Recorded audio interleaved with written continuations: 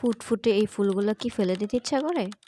তাই আমার মাথায় একটা আইডিয়া চলে আসে। এই রিয়েল ফুলগুলো কিন্তু অনেকদিন পানিতে রাখা যায় না। তারপর আমি কি করলাম, সবগুলো ফুলকে একসাথে করলাম।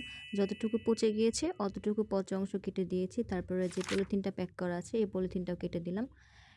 বের করে দিয়ে এখন যে বাকি অংশটুকু আছে এই বাকি অংশটুকু আমি কেচি দিয়ে কেটে দিচ্ছি। এই যে এইভাবে আমি একটা একটা করে সবগুলো ফুলকে কেটে নিয়েছি। যেহেতু ফুলগুলা পরিমাণে অনেক বেশি, তো এই ফুলগুলোকে তো আর পাতলা কাগজে রাখলে হবে না। তাই আমি আমার একটা শক্ত নোটপ্যাড আছে, সেই শক্ত নোটপ্যাডটার মধ্যে একটা একটা করে সাজিয়ে নিলাম। তারপর নোটপ্যাডটাকে এভাবে অফ করে দিয়ে ২ হাত দিয়ে এভাবে চেপে বেডের যে তোশক আছে সেই তোশকের নিচে ১৫ থেকে ২০ দিন রেখে দিয়েছিলাম। এখন খুলে দেখলাম যে সুন্দরভাবে ফুলগুলো শুকিয়ে গিয়েছে। আমার কাছে মনে হয় যে ফুল ফেলে দেওয়ার থেকে এভাবে শুকিয়ে নেওয়াই বেটার অপশন।